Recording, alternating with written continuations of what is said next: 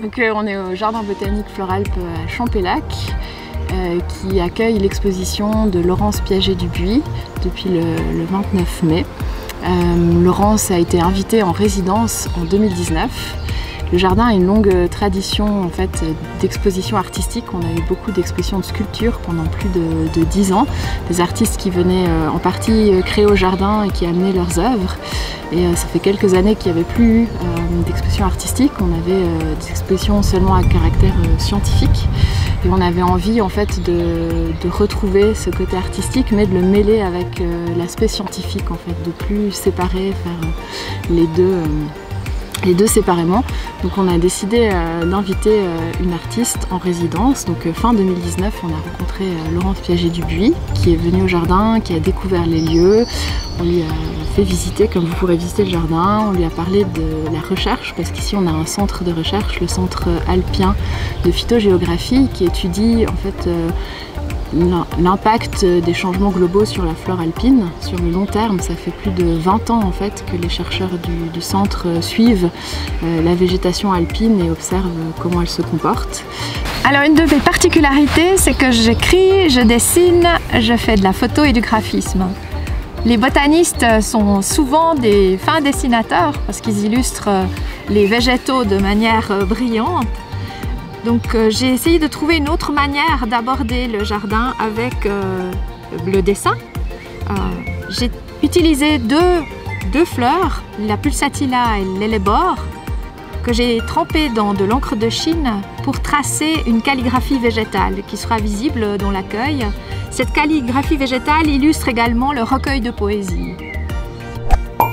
Flore alpine en éco, c'est un projet très riche où on a une exposition de 40 photographies qui sont réparties dans le jardin, qui sont accompagnées par 40 textes. C'est une installation qui s'appelle le bois bavard, qui sera visible dans la forêt du jardin. Et ces textes font également partie d'un recueil de poésie, Actes poétiques, qui est illustré d'une calligraphie végétale qui s'appelle Geste végétal et qui sera aussi à découvrir dans l'espace d'accueil du jardin. J'ai travaillé pendant les 7 dernières années sur le recul des glaciers alpins. Quand le jardin botanique m'a invité à créer une œuvre dans le lieu, j'ai proposé de travailler sur les 3 réponses de la flore alpine au changement. Est arrivé le Covid qui a bousculé totalement nos projets d'exposition. On a décidé, l'équipe en co-création, de partir sur une incarnation de l'adaptabilité. Donc on a remis nos plans de côté et puis je suis partie à l'écoute du jardin dans une page blanche totale, dans le sens que je n'avais aucune connaissance de botanique, seulement une très forte curiosité à découvrir ce que le jardin avait à me donner comme réponse à l'adaptabilité. Le jardin botanique est un espace clos d'1 hectare avec 4000 espèces.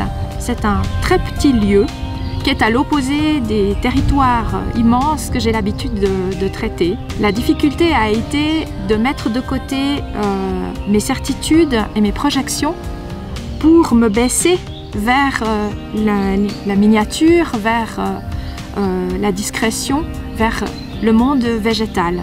J'ai commencé par m'asseoir dans le jardin et observer pendant plusieurs semaines et même plusieurs mois les faits et gestes, et je me suis rendu compte que la cohabitation dans un espace aussi clos est possible par l'action de l'homme, le rapport de l'homme avec son environnement, c'est-à-dire le soin donné à chaque espace. Parce que ce qui est étroit est une possibilité de croissance si on s'y adapte. Ces 40 images illustrent le travail quotidien des intervenants au jardin. Ces images vous emportent du réel, du terrain, de la gestuelle, du savoir-faire, du prendre soin, pour essayer d'évoquer de l'adaptabilité. Son exposition Flore alpine en éco sera à découvrir au jardin dès le 29 mai. Le jardin est ouvert tous les jours de 10h à 18h. Et dès le 29 mai, on a une nouvelle artiste qui arrive aussi au jardin en résidence, Wave Bonardi, qui est comédienne et qui va s'inspirer en fait des œuvres de Laurence, notamment des textes qu'elle a écrits, et qui va proposer une interprétation par les arts vivants de ce projet. Le résultat de sa résidence sera à découvrir le week-end du 18 et 19 juin au jardin.